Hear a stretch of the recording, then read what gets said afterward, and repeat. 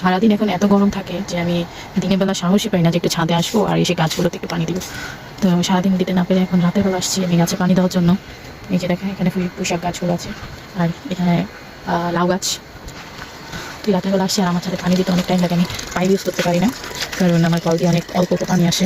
এখন বৃষ্টি হয়েছে তো বৃষ্টি হওয়ার কারণে বৃষ্টি হয় না অনেকদিন ধরে, যার কারণে পানি খুবই অল্প অল্প আসে। আর তার কারণে আমি কী বলতেছি আমি নিজে জানি না, মানে বৃষ্টি হচ্ছে না তো অনেকদিন ধরে পানি অনেক মাটির নিচে চলে গেছে, আমাদের মোটর পানিটাকে সেইভাবে টেনে উঠাতে পারে না, যার কারণে পানি খুব স্লো স্লো ওঠে। আর এটা অনেক পাইপ লাগাই আমি দিতে পারতেছি না, বালতিতে পানি জমায় ওটা দিয়ে একটা বাটি দিয়ে একটু করে পানি দিয়ে দিই। একটু কষ্ট হয় পানি দিতে, বাট দেওয়া হয়ে যায়। যেমন লাউ গাছটা দেখাই মশলা সুন্দরভাবে হচ্ছে, দেখা যাক কতটুকু হয়, কারণ আমার ছাদে তেমন একটা আমি গাছ করতে পারি না, কারণ গাছের যে খাবার মেন খাবার যেটা গোবর সার হিসেবে ইউজ করা হয়, গোবরটা যেটা থেকে খুব বেশি ভালো মজাদার খাবার পাই।